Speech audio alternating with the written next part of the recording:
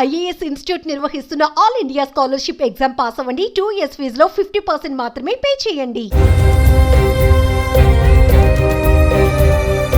ఆ విద్యార్థినుల పేదరికాన్ని ఓ వంట మనిషి ఆసరాగా చేసుకుంది. మంచితనం ముసుగులో వారిని చేరదీస్తున్నట్లు నమ్మించింది. తీరా వారు పూర్తిగా ఆమె ట్రాప్ లో పడిన తర్వాత నిజస్వరూపం బయటపట్టింది. నగ్న పూజలు చేస్తే కనక వర్షం కురుస్తుందని, డబ్బులు కుప్పల తెప్పలుగా వచ్చి పడుతాయని నమ్మించింది. దానికి తగినట్లుగానే అన్ని ఏర్పాట్లు చేసింది ఆ వంట మనిషి. అదంతా చూసిన విద్యార్థిని భయంతో పారిపోయి విషయం కుటుంబ సభ్యులకు చెప్పడంతో నగ్న పూజల వ్యవహారం బయటపడింది. అయితే ఇదంతా ఏదో మారుమూల ప్రాంతంలో కాదు, మంతని పట్టణంలోని బాలికల వసతి గృహంలో జరగడం ఇప్పుడు చర్చనీయాంశంగా మారింది. పెద్దపల్లి జిల్లా మంతని పట్టణంలోని ప్రభుత్వ బాలికల వసతి గృహంలో పొరుగు జిల్లాకు చెందిన ఓ విద్యార్థిని తన సోదరితో కలిసి ఉంటుంది. బాలిక తల్లిదండ్రులు పేదవారు కావడంతో ప్రభుత్వ హాస్టల్లో ఉంటూ అక్క చెల్లెళ్ళు చదువుకుంటున్నారు. వారి పేదరికాన్ని ఆసరాగా చేసుకున్న హాస్టల్లో పనిచేసే ఓ వంట మనిషి దారుణానికి ఒడికట్టింది.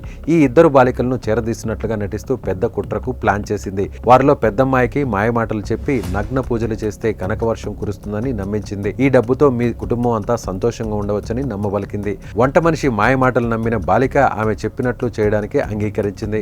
ఈ క్రమంలో వారం కిందట వంట మనిషి ఉండే గదికి ఓ వ్యక్తిని తీసుకువచ్చింది. అక్కడికి బాలికను పిలిపించి అతని ముందర నగ్నంగా ఉండాలని చెప్పింది. అప్పుడు అతడు ప్రత్యేక పూజలు చేస్తాడని, అప్పుడు డబ్బు బంగారం రాసులు కురుస్తాయని చెప్పింది. దీంతో ఒక్కసారిగా షాక్కు గురైన ఆ విద్యార్థిని భయంతో అక్కడి నుంచి పారిపోయింది. మంతని పట్టణంలో ఉన్న తమ బంధువుల ఇంటికి వెళ్లి 4 రోజులుగా అక్కడే తలదాచుకుంది. అనంతరం అసలు విషయం బాలిక తల్లిదండ్రులకు చెప్పడంతో స్థానికంగా కలకలం రేగింది. బాలిక తల్లిదండ్రులు, కుటుంబ సభ్యులు, బంధువులు హాస్టల్ వద్దకు చేరుకుని సదరు వంట మనిషిని నిలదీశారు.